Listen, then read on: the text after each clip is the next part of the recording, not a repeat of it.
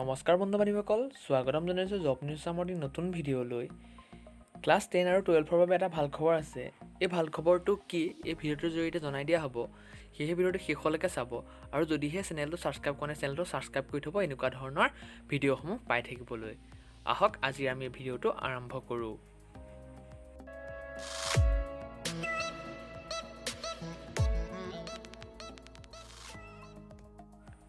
যোৱাকালি অনুষ্ঠিত হোৱা ডক্টৰ হিমন্ত বিশ্ব শৰ্মা ডাঙৰীয়াৰ সংগমেলত তেওঁ এটা কথা উল্লেখ কৰে যে নতুনকৈ এটি শিক্ষামূলক টিভি চেনেল আৰম্ভ কৰিব। সেই টিভি চেনেলটোৰ নাম হৈছে জ্ঞান বৃক্ষ।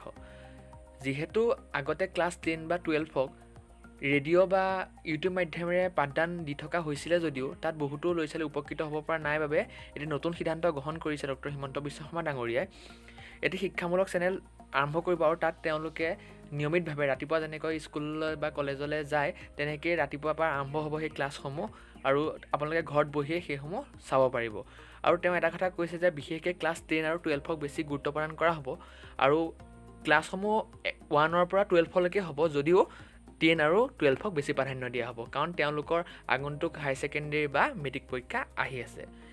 সেয়ে আছিলে ভাল খবৰ। যিহেতু আগৰ মই ভিডিঅ'টাতো কোৱা হৈছিলে যে ৰেডিঅ' আৰু ইউটিউব যোগে প্ৰদান কৰি থকা হৈছিলে, এতিয়া এইটো তাতকৈ এটা ভাল খবৰ কিয়নো তেওঁলোকক টিভিৰ মাধ্যমেৰে প্ৰদান কৰা হ'ব। ভাল খবৰটো আছিলে বন্ধু বান্ধৱীসকল এইটোৱে, আপোনালোকক মই ভিডিঅ' যোগে জনাই দিলোঁ। ভিডিঅ'টো কেনে পালে জনাব আৰু যদিহে ভিডিঅ'টো চাই ভাল পায় তেতিয়াহ'লে চেনেলটো ছাবস্ক্ৰাইব কৰি থ'ব। এনেকুৱা ধৰণৰ বাতৰিবোৰৰ লগতে এনেকুৱা ধৰণৰ ভিডিঅ'সমূহ পাই থাকিবলৈ। আজিলৈ ভিডিঅ'টো ইমানেই, ধন্যবাদ।